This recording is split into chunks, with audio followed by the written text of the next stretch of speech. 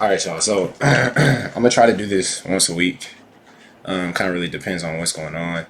This week was kind of more hectic than usual. So this week we're just basically gonna be talking about some things you can do to keep your NFTs safe again, right? Upon what we already went over via the cold wallets, and then we're just gonna really talk about the market in itself. So the first big thing was obviously OpenSea had this migrate listing thing that they added. And they really went to add the migrate listing tab on their website because a lot of people were getting their NFTs stolen, right? Because they had old listings that were listed at one price and they transferred them to another wallet and they were still listed at the old price, even though they were worth 10x or 100x the old price, right? So they added this button. So we don't want to click this button though. They didn't actually make their hot fix right. A lot of people are getting their NFT stolen from using this migrate listing button.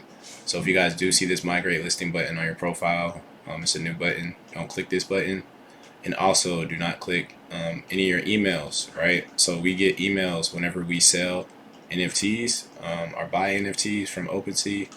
I suggest you guys not click on those at all. It's just really a notification to let you know that you sold or bought something. We really don't need to click it in the first place, but just because OpenSea is having problems with people sending out malicious emails, I wouldn't click any of those emails at all. So this is just, I don't know if y'all can see let me see if y'all can see my screen. Yeah, okay, so this right here is just, a news article showing, how much money was taken. It says $200 million was taken from OpenSea using the thing that we just talked about. As of now, OpenSea hasn't had a official fix for it. So that's why we're going live today and just letting you guys know that this was something that popped up this week and occurred. They basically did this to fix people getting their NFT stolen, but it kind of just made it worse, right? So now the other thing I want to say is, as far as you guys MetaMask, when you connect to websites, right, on your MetaMask feature has also changed. So let me see if I can show y'all an example real quick. Let's go to the MobiPing.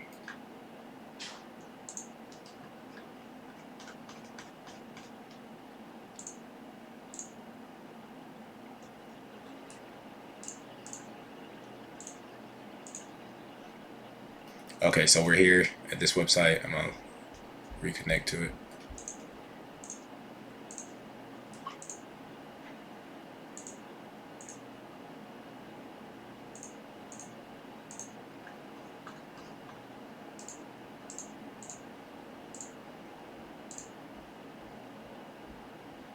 Okay, so when you connect to these websites, right, now it says see address, account balance, and initiate transactions. It now says this for all websites. Before, they only used to say initiate transactions when it was like a scam website, right? So that's kind of switched over now. So basically, one way I would just counter this as far as connecting to websites that basically might drain your funds, right, or steal your NFTs, I would just basically mint from a burner wallet now.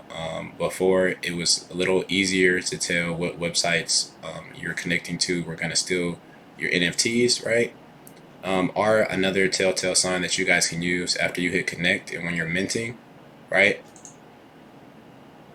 And you go to mint an NFT. Let's say we had whitelist for this and we mint it. And when we mint, the price of the mint for gas is $10 or below, right? Because usually if you're just sending ETH to another address, it's cheap, and you want to make sure that it says a contract interaction, right? That you're not just sending it to another address. Then another thing is also with your MetaMask balance, guys. I say everybody should just have at least, you don't want to keep more than 25% of your entire ETH holdings inside of your MetaMask, along with anything else that's in your portfolio, right? Because that's kind of risky. I see a lot of you guys have 3 and 5 ETH just chilling in your MetaMask. which is okay if you are minting, right? But you don't want to just leave your funds inside of your MetaMask. That's what the cold wallet is for. If you guys don't have a cold wallet, right, or if you need a cold wallet, just DM me. I can tell you guys where to get one. But basically, you would just type in Ledger, right, or you type in Treasure,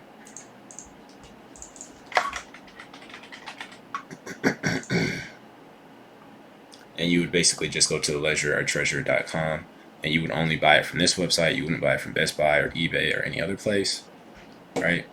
So now we're just going to go ahead and switch into the market since we kind of talked about security already. One thing that you guys can start using is Icy Tools, right? Icy Tools has a free and a paid version. A reason why I like Icy Tools is because it's kind of like MobiPings, right? But Icy Tools is kind of a little more up to date and has a little bit more like technical analysis when it comes to NFTs, right? So I'm gonna go ahead and sign in real quick so I can show you guys.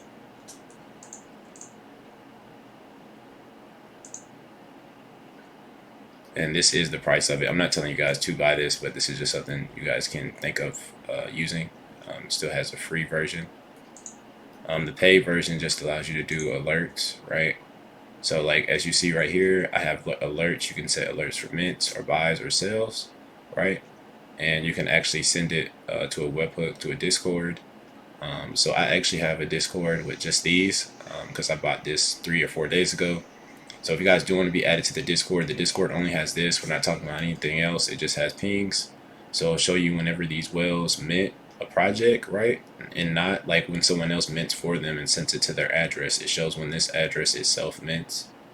And it also shows when a lot of things are bought as like along with the MobiPings when a lot of things are minted at once, right? But Icy Tools has some things that MobiPing doesn't catch. Let's see if I can show you guys right here, over here. So we have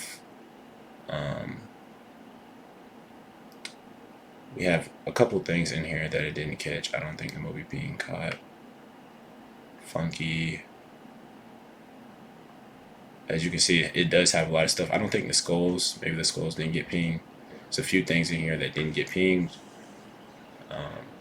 But if you guys have been watching other people, or maybe you guys know certain whales, right? Or maybe you guys know that your certain niche of NFTs you're going for, you can make your custom wallets using Icy Tools. But like I said, that's only with the premium version. But I do have, like I said, a Discord just set up for this. If you do have a wallet you want me to add, I'll add the wallet. But I basically only added wallets that are profitable, right? With majority of their mints. And these guys still do mint, degen mint. So this is just not 100%. Hey, just because this guy minted it, it's 100% gonna make money.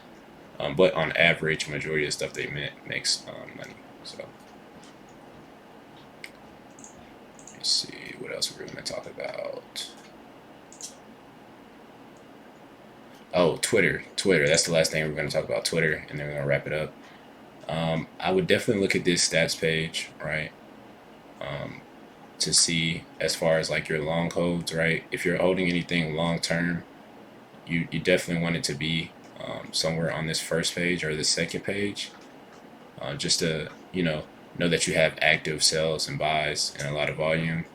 But with Twitter too, Twitter is going to be, like I said before, it's going to be a good research tool for NFTs, right? And to keep up to date with things when things like this happen with OpenSea, right? Or for instance, I bought cat blocks using the pings that I had from my custom wallets, right? And basically, this was like literally 2 days ago, 2 or 3 days ago, and it was two whales who bought cat blocks at the floor price, which was like 0.7, 0.8, right? And now today they're announcing that they're having a collab with Puma. So that's like kind of like insider information that I wouldn't have had, right? Or a regular person wouldn't have had unless you worked with cat blocks, right? Or you were a whale. So definitely following these wallets and staying on Twitter definitely helps you. Someone actually leaked this like a day ago. Some regular person and he was saying that the collab was going to happen, right? But the main thing I'm saying out of this is, not to just follow news and stuff like that, but basically stay on Twitter. When you stay on Twitter, you can see actively what's happening in the space, and you might be able to catch things before other people, because this actually shot up to like 1.5 or 1.2 ETH, right? When they posted this. This is the Cat Blocks tweet, though. It's not the Puma tweet. But like I said, just from following the wallets and paying attention to Twitter, this could have been like a small profit you can make. And it's the same thing with these other NFTs, right? Tasty Bones, Imaginary Ones, any new or old NFT that has a Twitter account or following. But that's pretty much it. Like I said, if you don't have a ledger, please get a ledger. Another thing you can do too is, right, if you do have blue chips, try not to list your blue chips on OpenSea unless you actually want to sell them, right? Like for instance, let's see here.